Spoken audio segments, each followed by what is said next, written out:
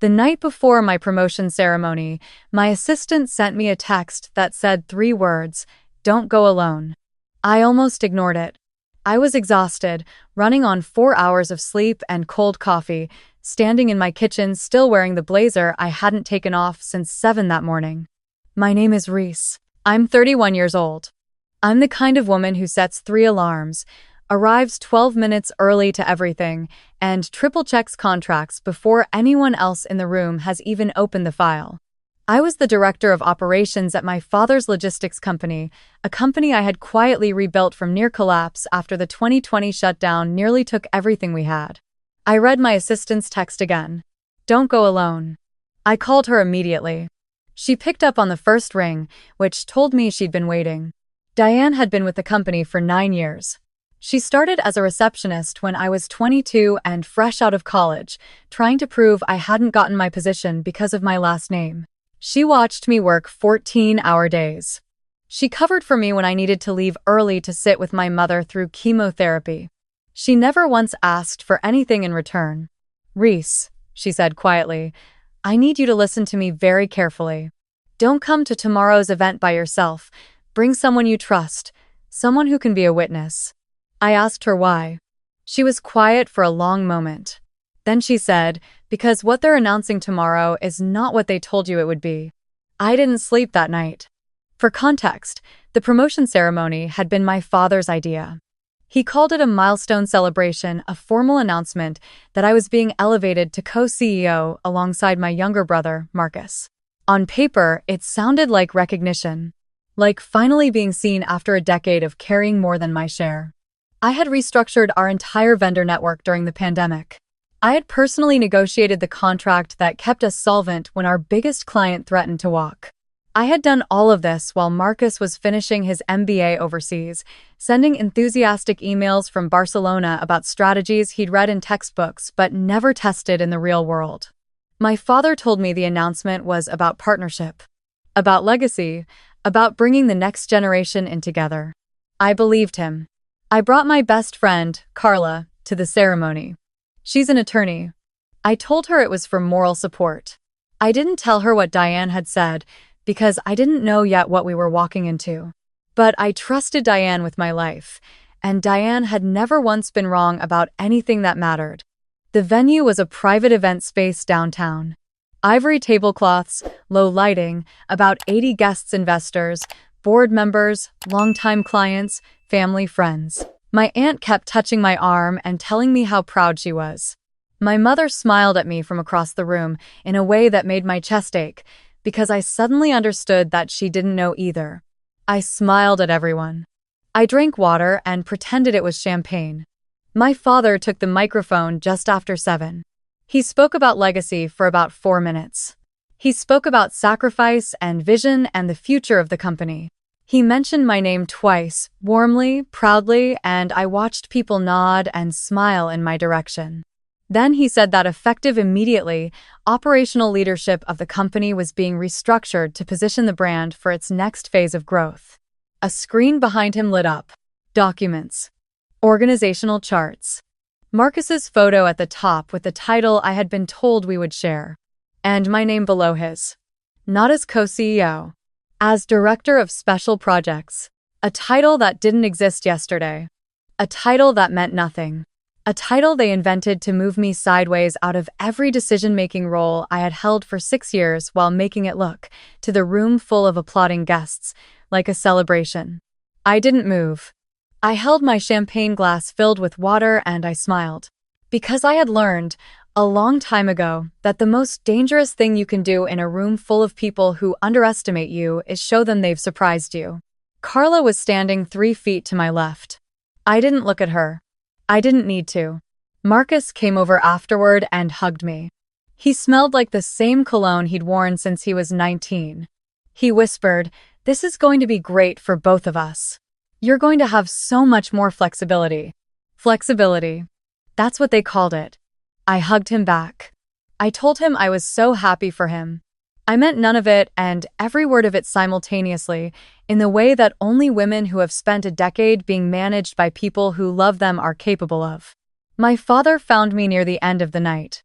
He put his hand on my shoulder and said, "Reese, I know this isn't exactly what we discussed, but you have to trust that this is the right move for the company." I looked at him for a long moment. I said, "I do trust you, Dad." And I walked away. I called Diane from the parking garage. She answered before it rang twice. "I know," she said. "I'm sorry. I found out 2 weeks ago. I saw the draft documents on your brother's desk when I was dropping off a package. I didn't know how to tell you directly. I didn't want to be wrong." I asked her one question: did they change anything in the vendor contracts? The operating agreements? The authorization structures? She said, "I don't think so. I don't think they thought to." And that was the moment everything went cold and quiet inside me. Not angry, not sad, just clear. They had moved me out of my title without touching the infrastructure I built. Every single vendor relationship in our network required dual authorization for contract changes, my signature alongside the regional directors. I had insisted on it 3 years ago as a financial control measure. My father had agreed because it sounded responsible. My brother had never asked why it existed. No one had changed it. Which meant that Marcus was now CEO of a company he couldn't fully operate without me. I went home. I took off my heels at the door. I sat at my kitchen table in the dark for about 6 minutes, just breathing. Then I turned on the lamp, opened my laptop, and started reading every document I had signed, structured, or originated in the past 4 years. I was there until 2 in the morning. What I found was not surprising. It was clarifying. The vendor authorization clause covered 14 active supplier relationships. 3 of them were up for annual renewal within the next 30 days. The largest, a freight partnership worth approximately 40% of our Q3 operational capacity, was scheduled for renewal in 11 days. If that contract lapsed, there was no Q3. Marcus didn't know this because Marcus had never managed a renewal cycle. He had sat in on 2 board meetings and read the summaries I prepared. He knew the numbers. He didn't know where they came from. I also found something else. Something smaller, but sharper. 8 months ago, my father had asked me to sign an internal restructuring memo related to tax optimization. He explained it over the phone in about 4 minutes. I asked 2 questions. He answered them confidently. I signed. I pulled up the memo now and read every line. One paragraph buried on page 4 of a 6-page document, written in the specific language of corporate restructuring that is designed to be understood only by people who already know what it means, had quietly reclassified my operational role from principal authority to advisory function, in the context of ownership transition. Not ownership itself, just authority during transition. It was the kind of language that meant nothing in normal operations. It would only matter if there was ever a dispute about who had the right to make decisions during a leadership change, like the one that had just been publicly announced. They had been building this for 8 months, possibly longer. I sat with that for a while. The specific feeling of realizing that people who love you have also been planning around you, and that those 2 things are not mutually exclusive, and that understanding that doesn't make it hurt less. It just makes you more precise. I didn't call anyone. I didn't cry. I made a list. By 3:45 in the morning, I had drafted 4 emails and saved them without sending. 1 to the freight partner, 1 to our second largest supplier, 1 to the regional director who co-signed with me on the authorization structure, and 1 to an external operations consultant I had worked with 2 years ago who specialized in corporate transition audits. I wanted all 4 to go out at the same time. Coordinated. Clean. I set a timer for 8:45 the next morning. Then I went to sleep. Marcus called me at 9:03. His voice was calm at first, almost casual. He said he'd received a call from the freight partner asking for confirmation on the renewal terms and requesting documentation from both authorized signatories before proceeding. I said, "Yes, that's standard. The dual auth requirement has been in place since 2021. He said, "Right, but can you just sign off on it? Like you normally would?" I said, "Of course. I'd be happy to." Once I received the formal co-signatory request through the proper channel, which would be routed through operations. Marcus was quiet for a moment. Then he said, "Reese, you're not in operations anymore." I said, I know. So I'm not sure who's going to co-sign on your behalf, since the structure routes through the operations director and that position hasn't been filled yet. Another silence. He said, we didn't fill it because we assumed you'd front us. I said, I understand the assumption. But assumptions aren't contracts, Marcus. You know that. You have an MBA. I heard him exhale. It wasn't angry. It was the specific sound of someone realizing for the first time how a machine actually works versus how they imagined it worked. I told him I was happy to discuss a formal transition of authority at his convenience, through the appropriate legal channels, with documentation. He said he'd call me back. My father called 12 minutes later. His voice was different than it had been the night before. The warmth was still there, technically, but underneath it was something tighter. He said, Reese, I think we need to have a conversation about how you're handling this transition. I said, I agree completely. Should I have my attorney present, or will this be informal? He didn't answer that question. He said, I don't know why you're making this difficult. This was always the plan. I said, Dad, what plan? Because the plan you described to me 3 weeks ago was co-CEO. I have the notes from that conversation. Carla was with me last night, and she's already reviewed what was publicly announced. Those are two different things. That discrepancy is not something I made difficult. That's something I'm trying to understand. He said, you're going to damage the company. And something in me went very quiet. Not cold. Not angry. Quiet. I said, Dad, I have spent 10 years not damaging this company. I restructured your vendor network when it was 60 days from collapse. I personally stayed on the phone for 4 hours with the freight partner when their contract was at risk because you were on a flight and Marcus was studying for his finals in another country. I did that because I love this company and I love this family. I did not do it to be moved to a title that didn't exist yesterday. I would like to resolve this correctly. Please have your legal team contact Carla. I hung up. Carla called me at 10:30. She had already been in contact with my father's attorney. She said, they want to settle. I said, I know. She said, what do you want? I took a long breath. This was the question I had been sitting with since 2 in the morning. Because the obvious answer, reinstatement, recognition, my name back where it belonged, was also the answer that kept me inside a structure that had already shown me exactly what it thought I was worth. I said, I want out. But I want out correctly. Fair valuation on my equity stake.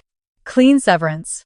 A transition period with formal documentation of my operational contributions for the record.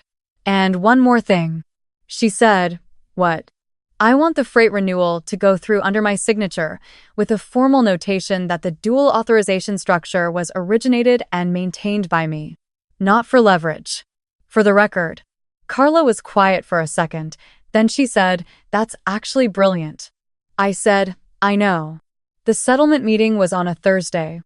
Glass-walled conference room in a building downtown.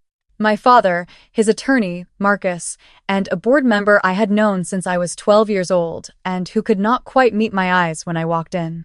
I sat down. I did not bring coffee. I folded my hands on the table. My father's attorney slid a counteroffer across the table. It was low. Strategically low, the way first offers always are when someone hopes you're emotional enough to feel grateful for anything. I did not pick it up. I said, I'm going to make this very simple. I have documented my operational contributions over 10 years. I have correspondence, contracts, and timestamps that establish my role as the primary architect of the current vendor infrastructure. I have a memo from 8 months ago that was presented to me without full context. Any dispute about the validity of that memo will require a formal review, which will take time, which will affect the freight renewal, which affects Q3. I'm not here to fight. I'm here to finish this cleanly. Here's my number. I slid my own folder across the table. My father looked at it. Then he looked at me. And I saw something cross his face that I hadn't expected. Not guilt, exactly, something older than that. Something closer to the look a person gets when they realize they have miscalculated something they cannot uncalculate. He said, quietly, I thought you'd fight for the company. I said, I did fight for the company. For 10 years. I'm done now. The settlement was approved by end of day Friday. I resigned formally on Monday morning. 3 sentences. Effective immediately, no drama. I thanked the team in an internal memo that was warm and specific and mentioned no grievances because the people who showed up every day and did their jobs had nothing to do with what happened in that glass-walled room. I stopped at Diane's desk on the way out. She stood up when she saw me coming. I handed her an envelope. Inside was a letter of recommendation, her first 3 months of salary at whatever job she chose next, and a handwritten note that said, "You are the reason I knew in time. Thank you doesn't cover it, but I'm starting with thank you." She didn't say anything. She just nodded, in the way that people who have worked closely together for years can communicate entire paragraphs without speaking. I walked out of that building with a box that weighed less than I expected. My parking validation. My laptop charger. A small framed photo from the day we signed the freight contract that I had kept on my desk because I was proud of it and I still am. Marcus texted me that afternoon. I didn't know all of it. I believed him. That was almost the saddest part. I texted back, "I know, take care of the team. They deserve better than either of us being distracted." He replied with a thumbs up, which was exactly the kind of response that told me everything I needed to know about why my father had made the choice he made and why it was still the wrong one. My father didn't reach out for 2 weeks. When he did, it wasn't an apology. It was a question about whether I'd be willing to consult on the Q4 planning on a contract basis. I thought about it for a long time. Longer than I wanted to. Then I wrote back, "I've started something new.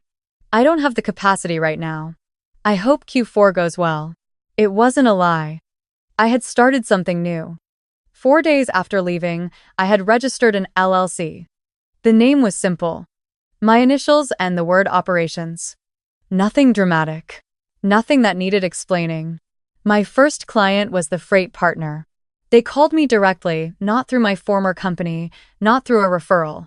They called because they had watched me manage their account for 6 years and they knew, the way that businesses know when something is working, that the relationship had always been with me and not with the name on the building. We signed a consulting contract over coffee. It took 40 minutes. Carla came over that evening with a bottle of wine and takeout from the Thai place we'd been going to since we were 24.